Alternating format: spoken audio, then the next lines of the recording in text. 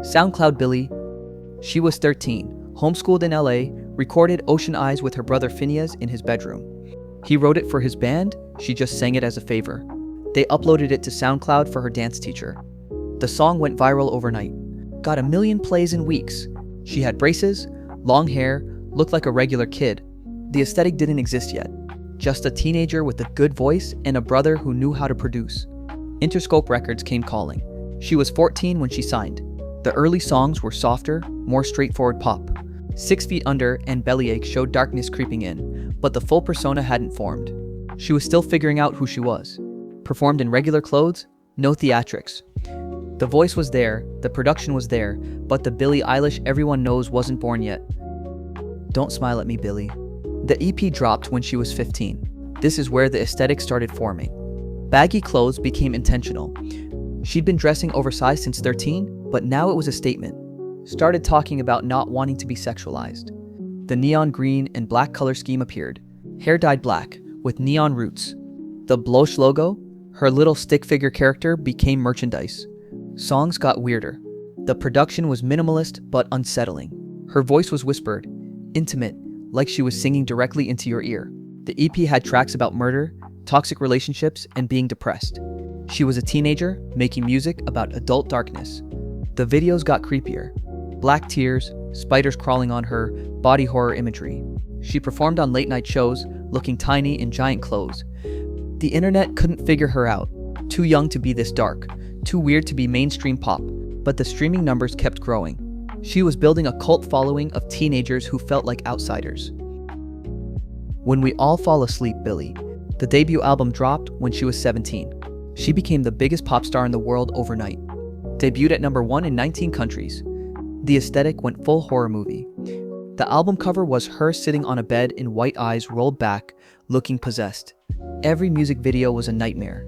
Buried alive, bleeding black, nose bleeding in a car crash, drowning, spiders in her mouth. The Grammys happened in 2020. She swept. Record of the Year, Album of the Year, Song of the Year, and Best New Artist. She was 18. Youngest artist ever to win all 4 major categories in one night. Performed sitting on a stool with Phineas. No dancers, no theatrics, just her and a microphone. She wore oversized Gucci, looked bored, like winning Grammys was just whatever. The baggy clothes era peaked. Everything was XXL. Hoodies, shorts, sneakers, all giant.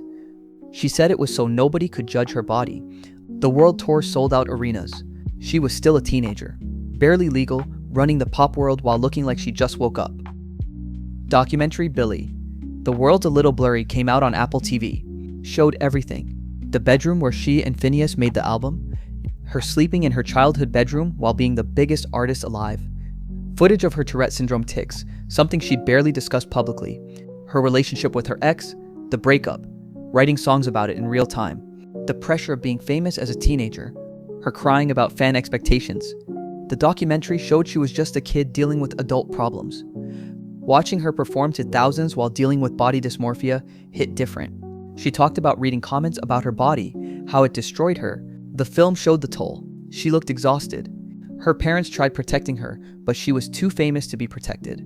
The documentary made people realize she'd been performing constantly since 14. No normal teenage years. No privacy. Just work and scrutiny. It humanized her in a way the persona couldn't. Blonde Billie.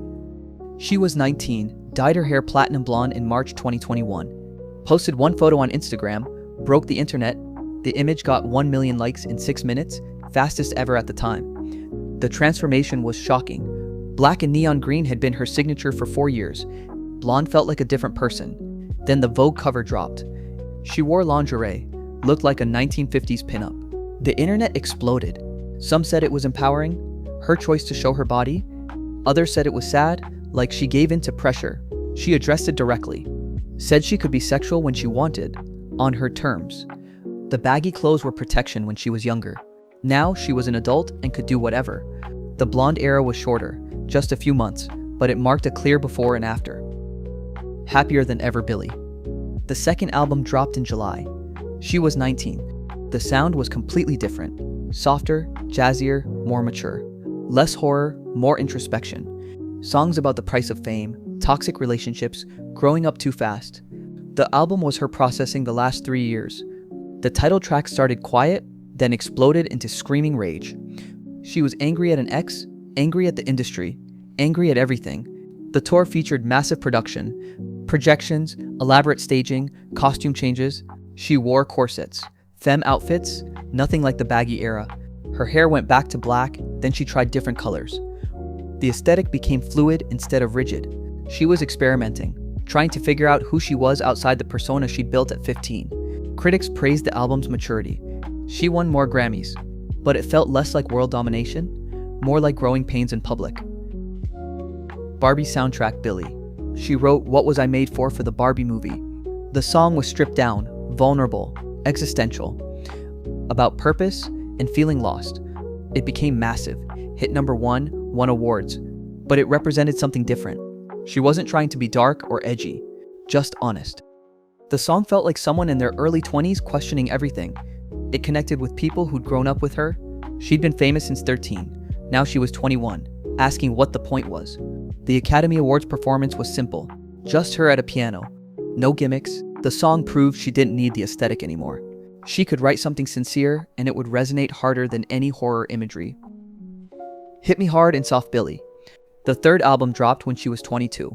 She came out as queer earlier that year, though she'd hinted at it for years. The album was about attraction, relationships, sexuality, more open than anything before. The production went back to weird but different weird. Experimental but accessible. She was confident now. Not the uncertain teenager, not the angry 19-year-old. Someone comfortable being complicated. The aesthetic mixed everything. Baggy clothes some days, fitted others. Blonde hair again, then dark. She stopped trying to be one thing. The album still charted high and did well, but marked a shift toward making music for herself, not for records. The tour was smaller venues, more intimate. She'd done the arenas. Now she wanted connection over spectacle. If you enjoyed this, I'm going to be posting more. Would appreciate if you could subscribe. Thanks for watching.